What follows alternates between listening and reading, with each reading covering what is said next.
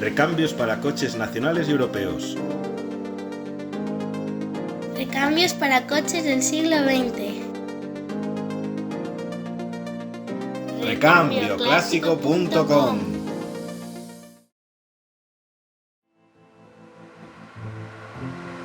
El Turbo América, a través del cual hemos revivido la historia del Alfa 75, fue matriculado en A Coruña a finales del 88. Ese año fue en el que se produjo el mejor resultado comercial del modelo en España, al superarse por única vez las 5.000 unidades comercializadas. De ellas, tan solo 141 se correspondieron con la motorización turbo de gasolina, menos de un 3% del total. Los trazos tan personales y llamativos son obra del arquitecto Ermanno Cresoni, responsable del centro de estilo de la casa y que previamente había dado forma a los Giulietta y 33. Con un discreto coeficiente aerodinámico de 0,37, parece que a sus colaboradores les había sido más fácil trabajar en la mesa de diseño que en el túnel de viento. Más favorable es el producto de este coeficiente por la anchura, el SCX de 0,66, que la marca publicitaba en los documentos comerciales. Muy característica es la moldura de plástico negro que recorría la cintura aligerando estéticamente los laterales y acentuando la línea en cuña.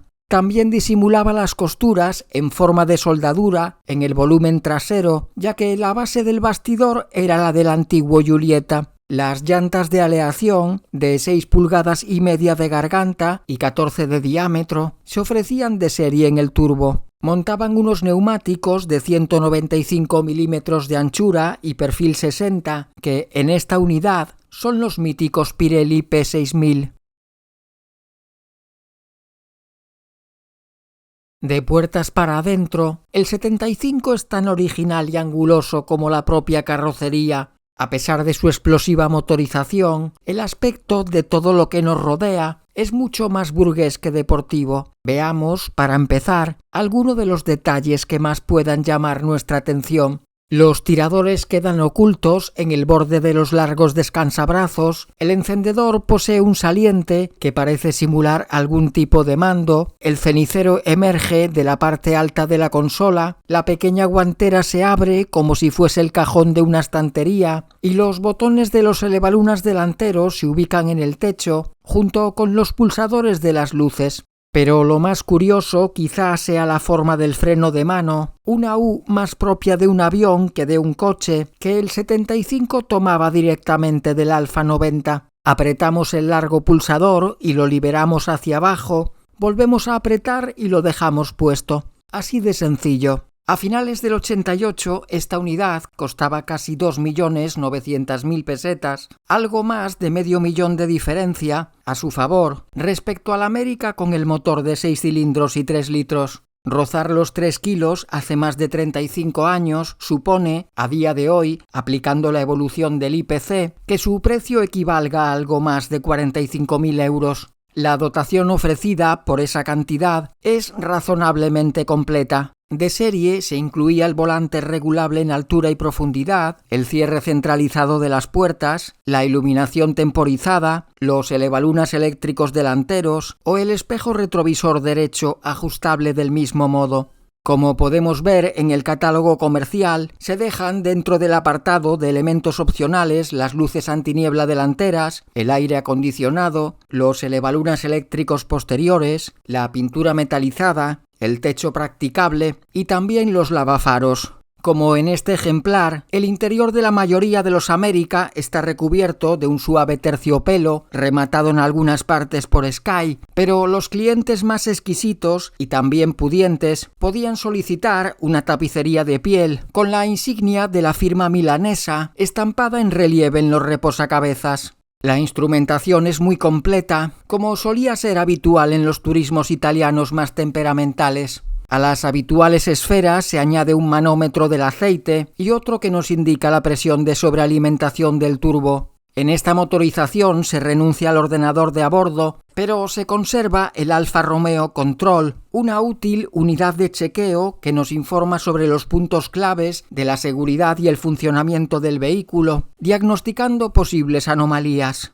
La habitabilidad en la parte trasera es bastante correcta, a pesar de la escasa distancia entre ejes, de unos 2,5 metros. La anchura exterior también es algo justa, 166 centímetros, y limita la que se dispone para los ocupantes. En la bandeja, entre los altavoces que formaban parte del preequipo de radio, se ubica un espacio cerrado en el que alojar un botiquín de emergencia. El reposabrazos central otorga un plus de comodidad y los pulsadores de las ventanillas se incluyen por defecto en la repisa entre los asientos delanteros, aun cuando su accionamiento fuese manual, como es el caso. El maletero no es todo lo espacioso que hace entrever su voluminosa trasera, y menos en los América, en los que el depósito de combustible, de 68 litros, se situaba por detrás de los asientos, que son fijos. Esto reducía la capacidad declarada de 500 a 380 litros. ¿Autonomía o equipaje? Ese era el dilema.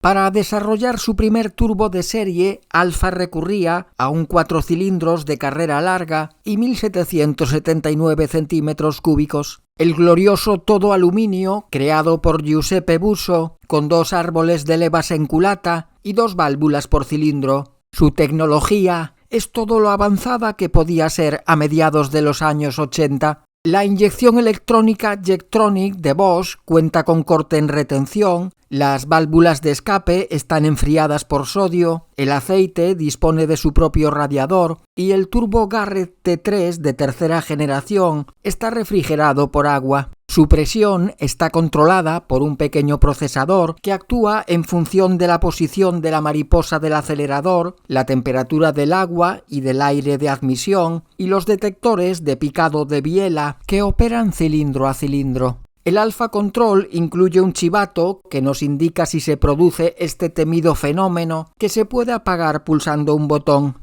La respuesta de la turbina se acorta, en teoría, por la situación del intercambiador de calor justo encima del colector de admisión, aunque a priori parece difícil conseguir con esta posición una buena refrigeración del aire. Con una relación de compresión de 7,6 a 1, el Bialbero desarrolla 155 caballos a 5.800 revoluciones por minuto. El par alcanza su valor máximo, 23 kilográmetros, a 2.600 vueltas, aunque el 80%, según Alfa, estaba ya disponible desde las 1.700. El resultado de estas cifras es muy brillante, más todavía sobre el papel, porque, de acuerdo con los datos oficiales, el kilómetro con salida parada se realiza en 28 segundos y medio, tan solo medio segundo más de lo que empleaba el 75 de 3 litros, 33 caballos más potente, pero 120 kilos más pesado. Echemos un vistazo al resto de la mecánica. Las suspensiones son típicamente Alfa. Delante se montan dobles triángulos con barras de torsión longitudinales en lugar de los clásicos muelles helicoidales. En la zaga se recurre a un puente rígido de Dion que permite que las ruedas se sitúen siempre perpendiculares a la carretera. Se adopta una disposición transaxial con el conjunto embrague-caja de cambios colocado en bloque con el diferencial, que en esta motorización era autoblocante al 25%. El equipo de frenos, sin ABS, está formado por 4 discos. Los delanteros son autoventilados de 265 milímetros y los traseros macizos de 250. Estos últimos van situados a la salida del diferencial para reducir el peso no suspendido. La dirección es de cremallera sin asistencia, ya que los Turbo y Turbo América nunca montaron este mecanismo, ni siquiera como opción. Para mover las ruedas entre topes son necesarias 3,5 vueltas de volante.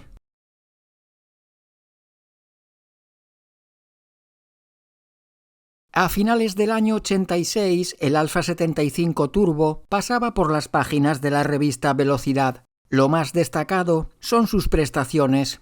Si se pisa el acelerador con decisión, el salto hacia adelante es como la coz de los 155 caballos juntos y materialmente nos quedamos pegados al respaldo. Gracias al eficaz guiado de las suspensiones y al proporcionado equilibrio de pesos, el coche se muestra eficaz y dócil en toda circunstancia, hasta un límite bastante elevado. Pero cuando se sobrepasa este límite y se quiere disfrutar de la conducción, la trayectoria ya no nos parecerá tan limpia. La gran desmultiplicación de la dirección nos dará la impresión de que el coche se va de morro, con lo que al corregir bruscamente, la sensación que tendremos es que se descoloca el eje trasero. La revista también apunta algunos peros en el diseño interior. La plaza central posterior es algo incómoda, los diferentes espacios para depositar pequeños objetos son bastante limitados, la palanca de cambios es bastante resbaladiza y la del freno de mano puede golpear nuestros nudillos si tenemos insertada la marcha atrás.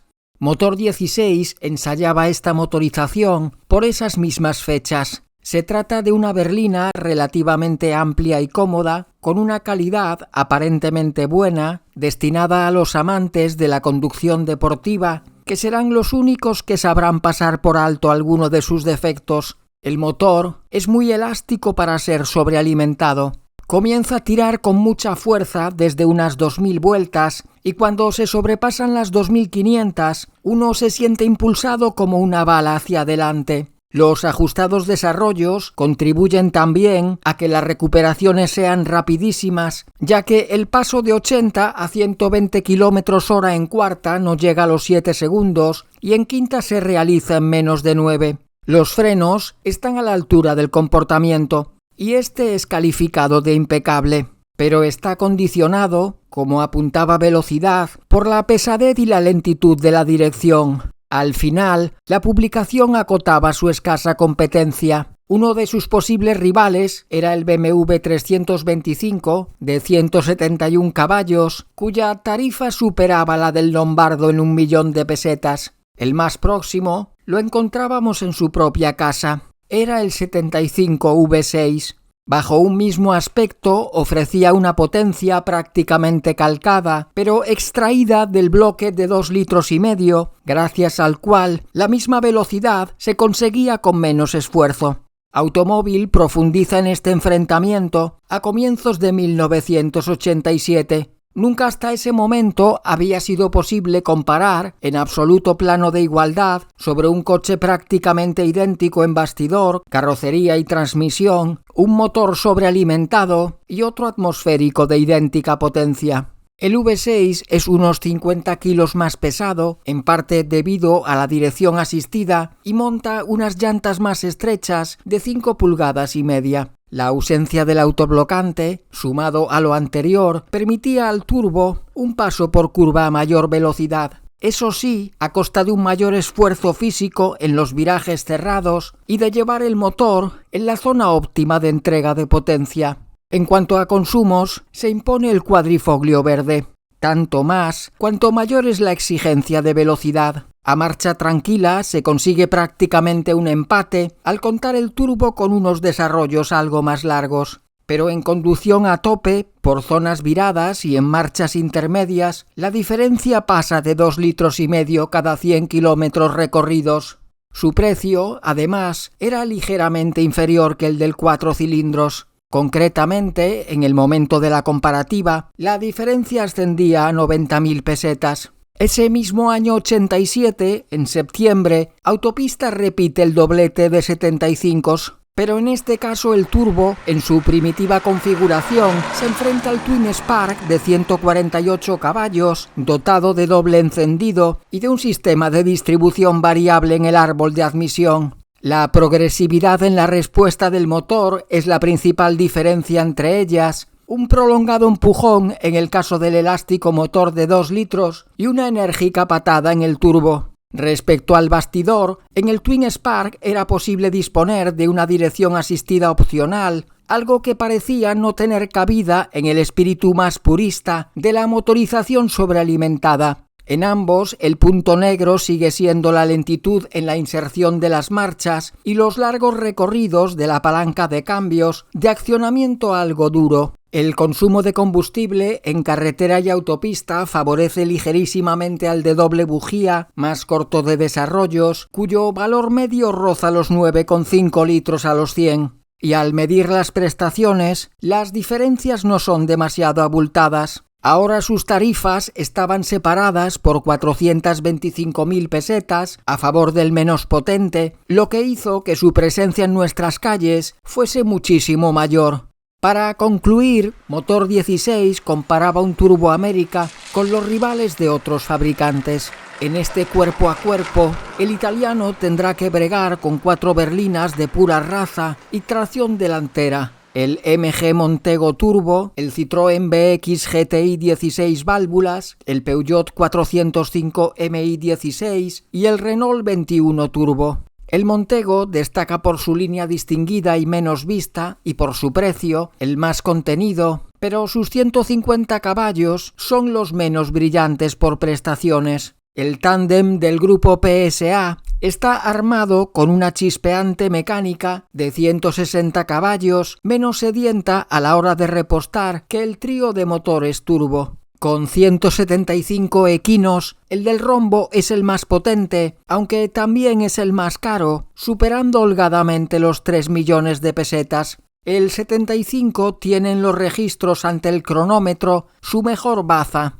Los 7 segundos raspados que tardan a alcanzar los 100 desde el reposo y la punta conseguida de 223 km/h rozando el corte hablan a las claras de una unidad con mayor potencia en banco de la oficial. Salvo que fuese una errata, lo que sucedía con la fotografía del interior que no se corresponde con la de una América.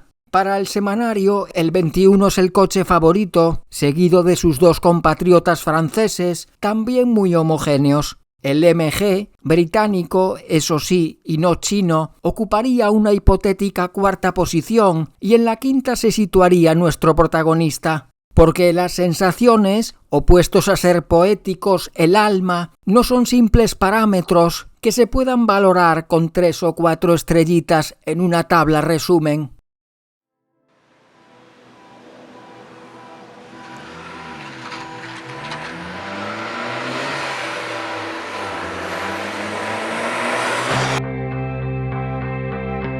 Ha llegado la hora de dejar estos mandos a los que uno se aferra como si fuesen los de un juguete largamente deseado. Vuelvo al presente. Aunque tratándose de un coche italiano fabricado en los 80, algunos pensaréis que todavía no he podido regresar. Lo he hecho, porque veo ya una especie de manto blanco. Es probable que sea una larga cola de subs junto al centro comercial.